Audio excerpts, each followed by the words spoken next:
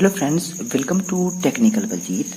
दोस्तों, आज की वीडियो में हम डिस्कस करेंगे रो मिनिमम मेथड से कैसे ट्रांसपोर्टेशन की प्रॉब्लम सॉल्व करते हैं।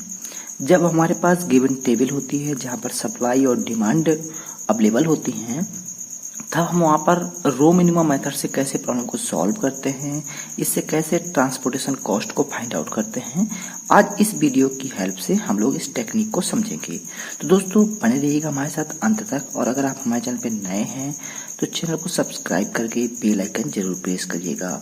ऑपरेशन रिसर्च से रिलेटेड बहुत सारी वीडियो आपको हमारे चैनल की प्लेलिस्ट ऑपरेशन रिसर्च में मिल जाएंगे। आप वहां पे जाके देख सकते हैं, चाहे वो वेब मेथड हो, मोदी मेथड हो या अन्य मेथड से प्रॉब्लम को सॉल्व करने का तरीका है, हमने डिस्कस किया है। आप वहां पे जाके देख सकते हैं, और अधिक से अधिक वीडियो के लिए डिस्क्रिप्शन में भी आप जाके देख सकते हैं, वहां पे भी आपको लिंक मिल जाएंगी। तो आइए डिस्कस करते हैं आज का टॉपिक। ओके फ्रेंड्स, सबसे पहले बेसिक जो इसमें प्रैक्टिस होती है ट्रांसपोर्टेशन प्रॉब्लम को सॉल्व करने से पहले, उसको होता है कि आपको प्रॉब्लम की टेक्निक को चेक करना होता है कि ये बैलेंस्ड प्रॉब्लम है या अनबैलेंस्ड प्रॉब्लम है। तो बैलेंस्ड और अनबैलेंस्ड प्रॉब्लम को चेक करने के लिए आपको सप्लाई और डिमांड को ऐड करना होता है, यानी total supply equal to total demand अगर इक्वल है तो वो बैलेंस्ड प्रॉब्लम है, और अगर इक्वल नहीं है तो वो अनबैलेंस्ड प्रॉब्लम है। अनबैलेंस्ड प्रॉब्लम कैसे सॉल्व करते हैं उसको भी हम आपको बताएंगे। ओके, तो सबसे पहले अभी इसको देखते हैं। तो 7 + 10 = 17 + 18 = 35, यानी कि ये वैल्यू आई 35। ओके, यहाँ अगर हम ऐड करेंगे तो 5 + 8 13 + 7 20 + 15 35, यानी कि सप्लाई और डिमांड की वैल्यू है इक्वल है, यानी कि ये प्रॉब्लम जो है वो बैलेंस्ड प्रॉब्लम है। ओके, तो ये हमारा जो बेसिक था वो हमने कंप्लीट कर लिया। अब हम चलेंगे इस पे कि कैसे हम लोग एलोकेशन प्रोवाइड कराते हैं इस पे। तो रो मिनिमम मेथड है। रो मिनिमम मेथड को सॉल्व करने के लिए हमें जो भी हमारी रो होती है उस पे हम सबसे पहले मिनिमम वैल्यू को देखते हैं। फर्स्ट रो से हम शुरुआत करते हैं और एंड तक हम चलते हैं। ठीक है, तो हमारे पास यहाँ पे S1 S2 S3 3 रो हैं, और D1 D2 D3 D4 4 column हैं। ठीक है, तो हम लोग फर्स्ट रो S1 पे देखेंगे कि सबसे मिनिमम वैल्यू कौन सी है, और फिर हम उसमें एलोकेशन देंगे। तो सबसे मिनिमम वैल्यू अगर हम देखेंगे तो यहाँ पे है हमारी 17।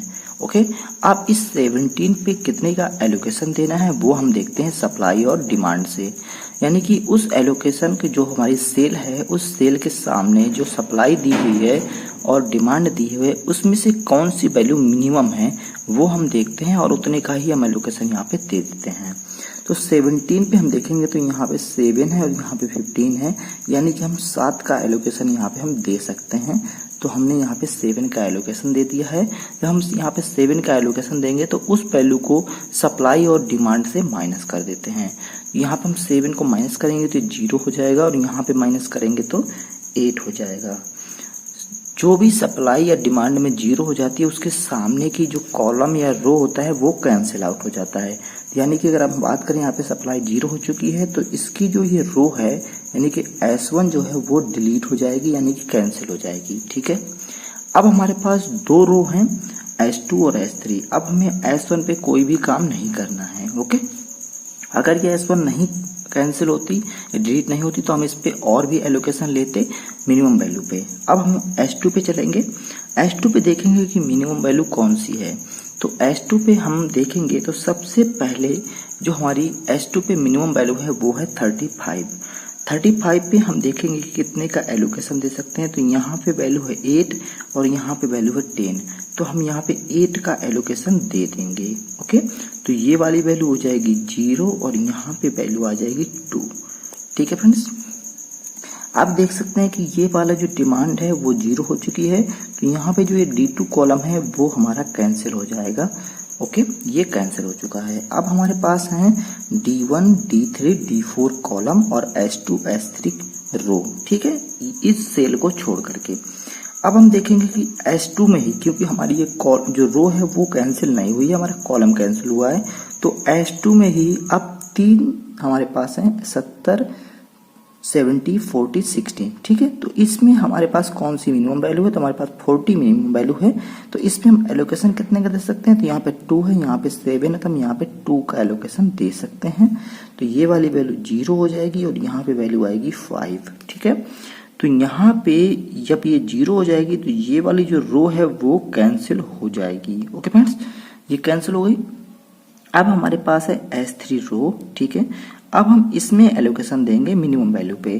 तो हमारे पास मिनिमम वैल्यू क्या है 25, क्योंकि 12 जो है वो कैंसिल हो चुकी है इस D2 कॉलम की वजह से, जब हमारी सब डिमांड 80 हो गया था, ठीक है।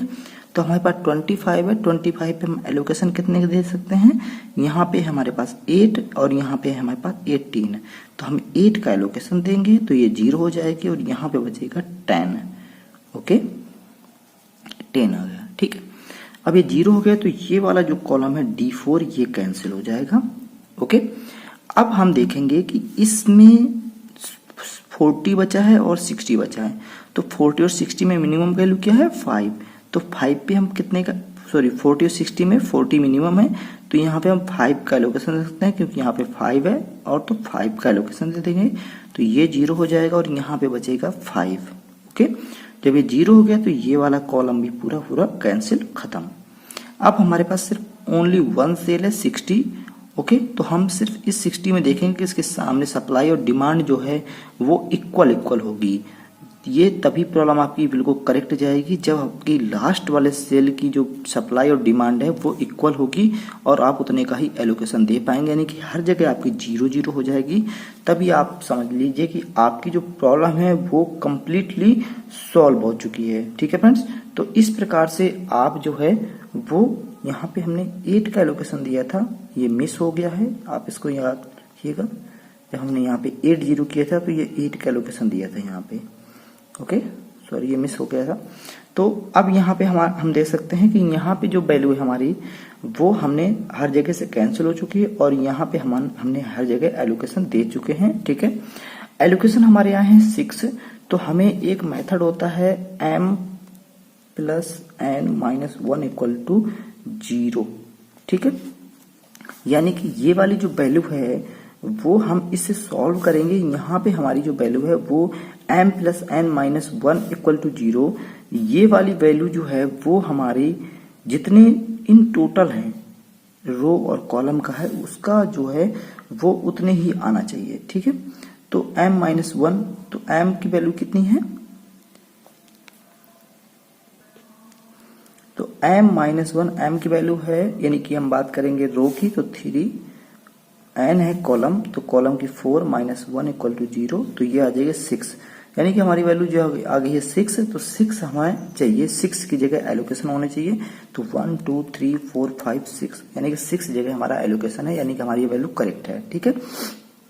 अब हम क्या करेंगे, ट्रांसपोर्टेशन कॉस्ट को फाइंड आउट करेंगे। ट्रांसपोर्टेशन कॉस्ट जो हम निकालते हैं यानी कि टीपी निकालते हैं, तो जहां जहां हमने एलोकेशन दिया है वहां की सेल की वैल्यू से मल्टीप्लाई करते हैं। तो 7 × 17 प्लस उसके बाद चलेंगे 35 × 8 plus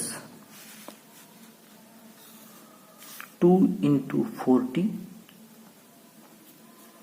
plus 5 × 40 plus 60 × 5 plus 8 × 25। Okay friends, तो ये हमने सारी की सारी जहां जहां एलोकेशन था वो हमने वैल्यू यहाँ पे लिख ली है। आप ऐसा कि देख सकते हैं ये, ठीक है, कंप्लीटली लिख चुके हैं हम। तो यहाँ से हमारी जो ट्रांसपोर्टेशन कॉस्ट आएगी वो आएगी 1179। अगर यूनिट जो है आपकी रुपीज में है तो रुपीज हो जाएगी, ठीक है।